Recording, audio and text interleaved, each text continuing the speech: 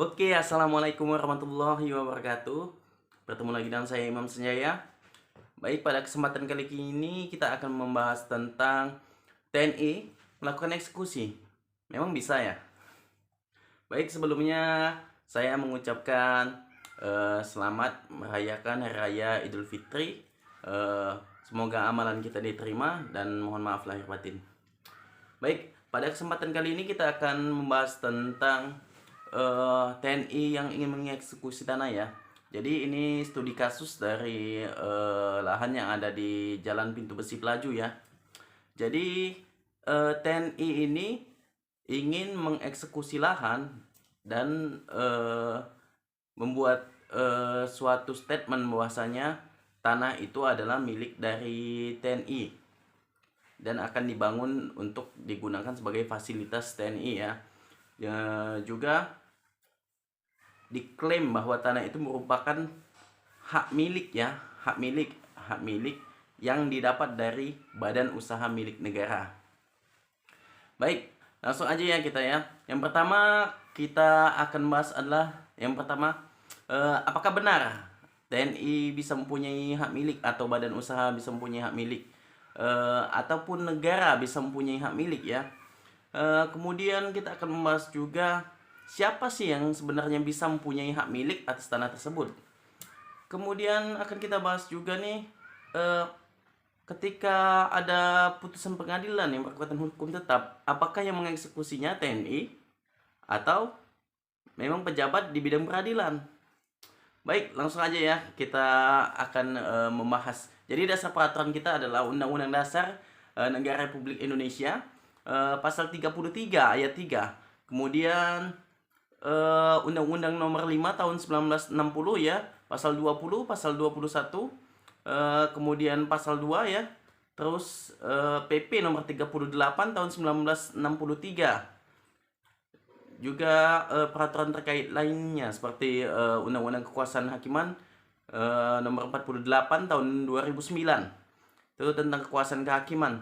Jadi pada kesempatan kali ini juga saya sedikit menjelaskan ya bahwasanya memang kita turut prihatin terhadap pemahaman hukum di negara ini, yang mana banyak sekali pemahaman hukum untuk masyarakat di daerah itu yang memang sangat gimana ya, sangat awam sekali ya.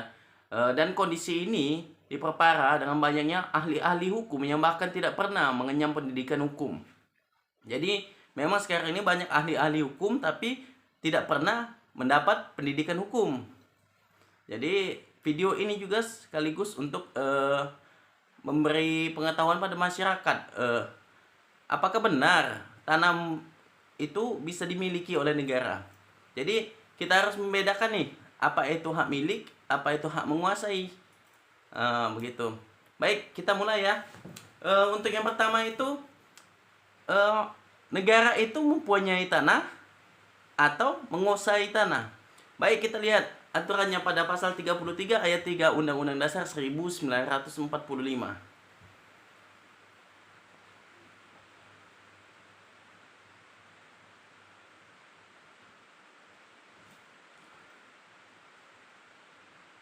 Bab 14, Perekonomian Nasional dan Kesejahteraan Nasional.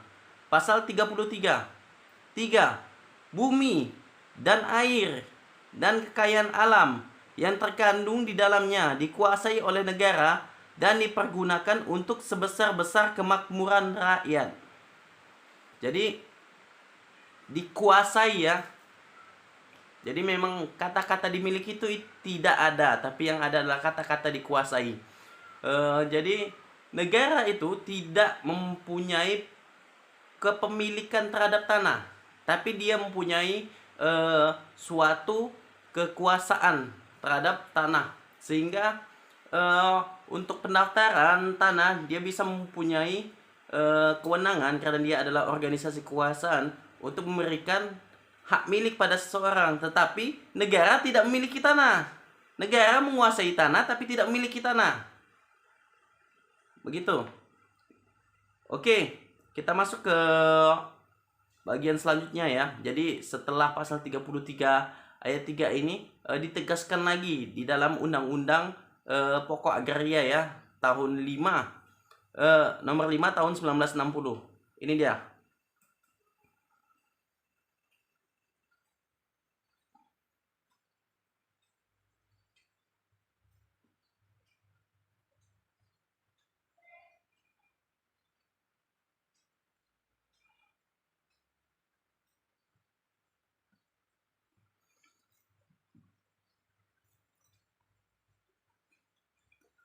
Atas dasar ketentuan dalam pasal 33 ayat 3 Undang-Undang Dasar dan hal-hal sebagai yang dimaksud dalam pasal 1, bumi, air, dan ruang angkasa, termasuk kekayaan alam yang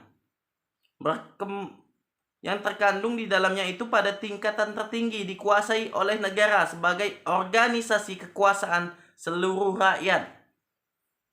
2. Hak menguasai dari negara termasuk dalam ayat 1.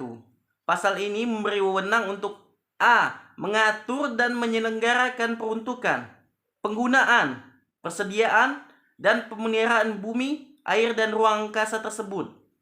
B. Menentukan dan mengatur hubungan-hubungan hukum antara orang-orang dengan bumi, air, dan ruang angkasa. C. Menentukan dan mengatur hubungan-hubungan hukum antara orang-orang dan perbuatan-perbuatan hukum yang mengenai bumi, air, dan ruang angkasa.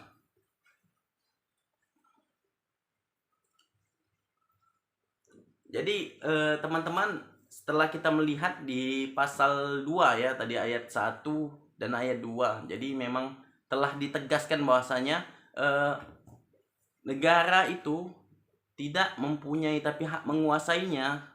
Hak menguasainya bisa mengatur tentang kepemilikan atas tanah ya. Jadi kalau kita lihat secara kasat mata memang itu mengatur peruntukannya untuk penggunaan tanah tersebut. Jadi memang bumi dalam hal ini tanah itu memang tidak bisa dimiliki oleh negara. Karena negara itu merupakan organisasi kekuasaan, bukan organisasi kepemilikan.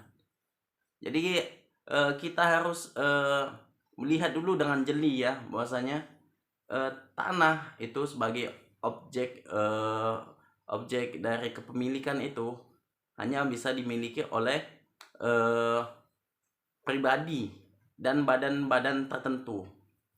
Jadi memang kita tidak menampik banyak sekali plang atau pasang nama yang dipasang bahwasanya tanah milik negara atau tanah milik pemerintah daerah. Sebenarnya itu merupakan salah dan merupakan pembodohan sosial.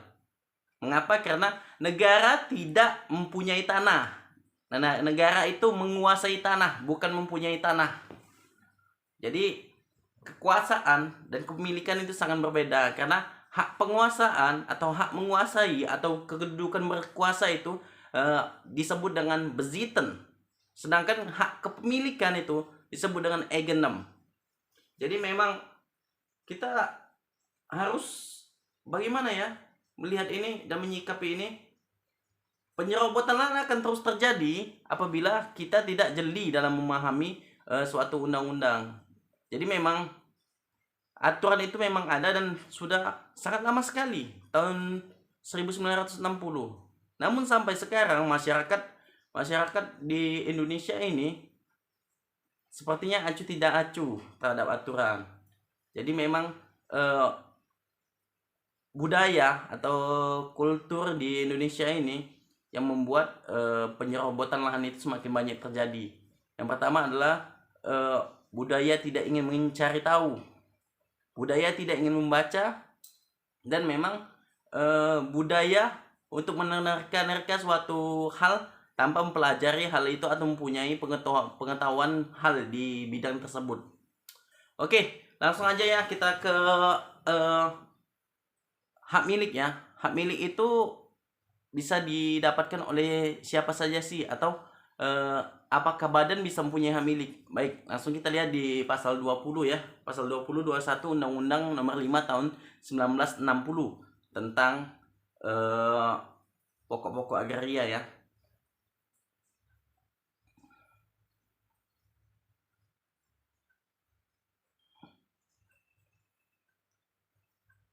Bagian 3, hak milik. Pasal 20. 1. Hak milik adalah hak turun-temurun, terkuat dan terpenuh yang dapat dipunyai orang atas tanah dengan mengingat ketentuan dalam pasal 6. 2. Hak milik dapat beralih dan dialihkan kepada pihak lain. Pasal 21. Hanya warga negara Indonesia dapat mempunyai hak milik. 2. Oleh pemerintah ditetapkan badan-badan hukum yang dapat mempunyai hak milik dan syarat-syaratnya. Jadi teman-teman, bahwasanya hak milik itu hanya bisa dimiliki oleh pribadi dan badan-badan hukum yang telah ditetapkan syarat-syaratnya.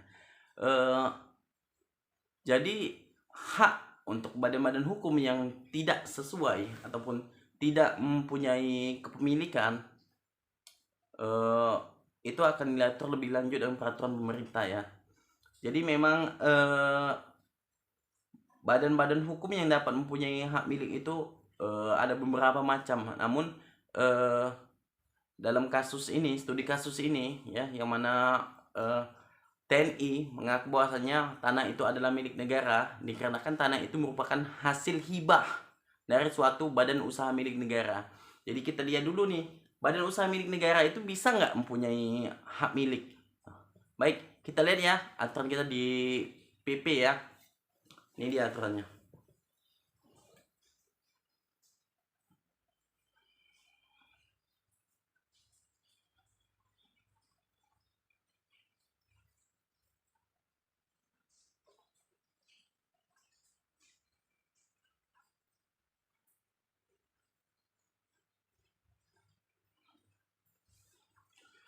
Peraturan Pemerintah Republik Indonesia Nomor 18 Tahun 1963. Peraturan Pemerintah Republik Indonesia Nomor 38 Tahun 1963 tentang penunjukan badan-badan hukum yang dapat mempunyai hak milik atas tanah. Pasal 1. Badan-badan hukum yang disebut di bawah ini dapat mempunyai hak milik atas tanah masing-masing dengan pembatasan yang disebutkan dalam pasal 2, 3, dan 4 peraturan ini. A. Bank-bank yang didirikan oleh negara. 2. B. Perkumpulan koperasi pertanian yang didirikan berdasarkan Undang-Undang Nomor 79 Tahun 1958. C. Badan-badan keagamaan yang ditunjuk oleh Menteri Pertanian Agraria setelah mendengar Menteri Agama. D. Badan-badan sosial yang ditunjuk oleh Menteri Pertanian Agraria setelah mendengar Menteri Kesejahteraan Sosial.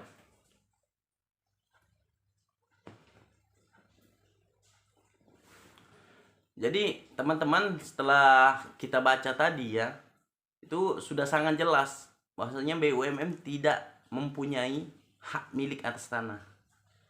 Jadi hak yang dimiliki BUMN itu adalah hak penguasaan. Ketika dihibahkan, maka yang dihibahkan itu adalah hak penguasaannya yang mempunyai masa ataupun masa tertentu, sehingga apabila hak penguasaan itu habis, maka hak itu harus diperpanjang lagi. Pertanyaannya adalah, dalam studi kasus kali ini, yang pertama, apakah ada surat yang benar-benar menunjukkan bahwasanya tanah tersebut memang dihibahkan kepada TNI? Yang kedua, jika memang dihibahkan, apakah hak itu masih berlanjut atau memang masih eksis pada saat ini? Karena hak penguasaan itu banyak sekali macamnya. Dan hak apa yang diberikan? Dan jangka waktunya apakah masih berlaku? Itu. Jadi memang kita termasuk prihatin dengan kondisi terhadap masyarakat dan pemahaman masyarakat terhadap hukum ya. Ini memang gimana ya bilangnya,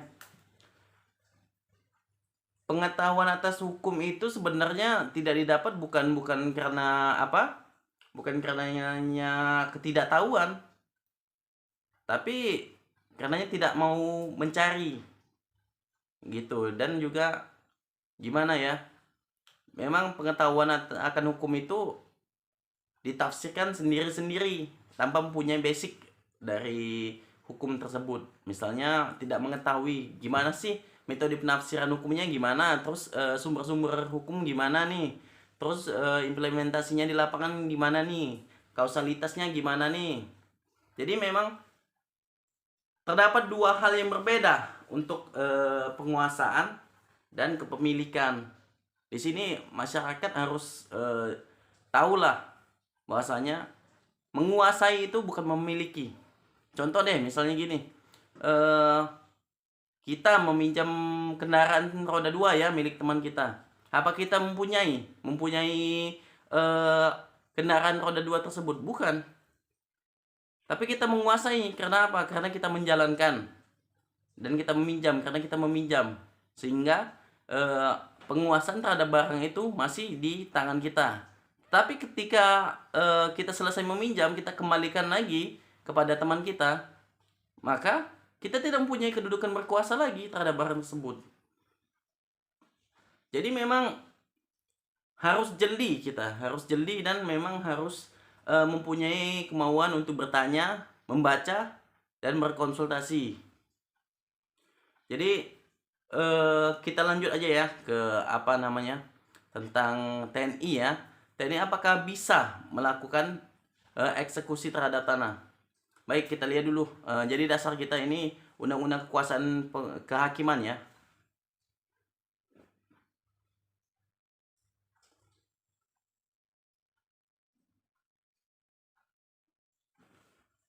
Undang-Undang Republik Indonesia Nomor 48 Tahun 2009 tentang Kekuasaan Kehakiman.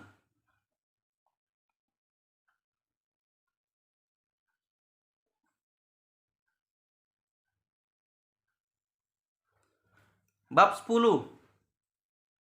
Pelaksanaan putusan pengadilan. Pasal 54. 2. Pelaksanaan putusan pengadilan dalam perkara perdata dilakukan oleh panitera dan jurusita dipimpin oleh ketua pengadilan. Jadi teman-teman sudah jelas ya bahwasanya pelaksanaan dari putusan perdata itu dilaksanakan oleh jurusita, dipimpin oleh ketua pengadilan. Jadi apabila TNI itu ingin menguasai suatu tanah dengan dalil bahwasanya itu adalah eksekusi tanah, maka itu merupakan suatu pelampauan kewenangan atau excess of power. Mengapa? Karena itu bukanlah kewenangan TNI untuk mengeksekusi tanah. Kewenangan itu ada di peradilan, dijalankan oleh jurusita, dipimpin oleh ketua pengadilan. Jadi memang suatu pendidikan hukum itu walaupun standar ya, memang perlu. Jadi apabila tidak mengetahui tentang dasar hukum suatu hal, kita tidak bisa berbicara gitu. Tapi memang kondisi tentang pengetahuan hukum ini diperparah oleh banyak ahli-ahli hukum yang memang tidak pernah belajar tentang hukum. Sedangkan para sarjana hukum dan juga para praktisi hukum merasa sangat kurang sekali dalam memahami hukum. Jadi memang kekuasaan dan hukum itu terkadang bertolak belakang. Memang kita mempunyai suatu kedudukan atau jabatan yang bisa memungkinkan kita untuk melanggar hukum.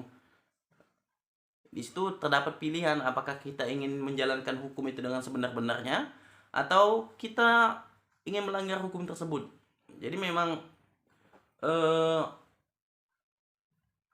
kondisi itu akan terus berlanjut apabila tidak ada gerakan ataupun kemauan untuk merubah hal tersebut.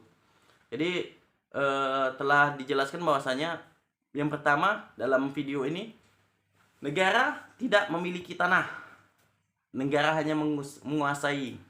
Jadi kemudian yang bisa menguasai, yang bisa memiliki tanah itu adalah orang pribadi dan badan-badan hukum tertentu. Jadi badan-badan itu adalah bank, koperasi, kemudian badan keagamaan dan badan sosial. Kemudian apakah TNI mempunyai hak ya untuk melakukan eksekusi? Jawabannya adalah tidak. Kemudian BUMN apakah mempunyai hak untuk mendapatkan hak milik? Jawabannya adalah tidak, hanya hak penguasaan. Jadi apabila dalam kasus studi kasus ini dapat kita simpulkan bahwasanya TNI tidak bisa melakukan eksekusi terhadap tanah. Yang bisa melakukan eksekusi tanah adalah pejabat di bidang peradilan, itu dipimpin oleh ketua pengadilan, dan itu pun harus ada putusan perdata yang berkekuatan hukum tetap, mempunyai suatu proses yang panjang. Jadi bukan karena seseorang itu mempunyai jabatan dia berkuasa terhadap segala hal. Terdapat koridor tertentu yang mengatur kekuasaan tersebut. Kekuasaan itu diatur oleh undang-undang, hukum, peraturan, kesusilaan, dan banyak hal. Jadi memang kita harus paham dan jeli ya. Walaupun kita tidak paham, tidak jeli, maka kita harus membaca, mencari tahu, mengklarifikasi. Begitu. Jadi jangan sampai banyak orang yang bertempat tinggal di situ yang lebih dari 30 atau 40 tahun bertempat tinggal di suatu tempat, itu tergusur haknya untuk memiliki tanah tersebut. Oke, terima kasih ya kepada teman-teman telah menonton video ini, dan saya mohon maaf atas bahasa-bahasa saya yang mungkin kasar ya pada video ini, namun saya tegaskan bahwasanya itu merupakan suatu bentuk perhatian saya kepada masyarakat dan untuk mengedukasi masyarakat bahwasanya kita itu wajib mengetahui aturan-aturan umum tentang suatu hal atau kepemilikan suatu benda gitu. Jadi saya mohon maaf sebesar-besarnya dan selamat Hari Raya Idul Fitri. Semoga video ini bermanfaat. Jangan lupa untuk klik like, share, dan subscribe ya video ini. Oke, sekian sampai di sini, dan dalam video selanjutnya kita akan membahas tentang hal yang lain ya. Walaupun sebenarnya dalam video ini kita akan membahas tentang sidang perkara online ya, dan juga apa lama waktu penahanan dalam perkara pidana. Tapi karena urgensi ataupun dari kemanfaatan dari video ini, saya pikir lebih baik membuat video yang bermanfaat berdasarkan waktu yang tepat begitu. Jadi saya buat video ini. Oke, terima kasih. Jangan lupa klik like, share, dan subscribe ya. Oke.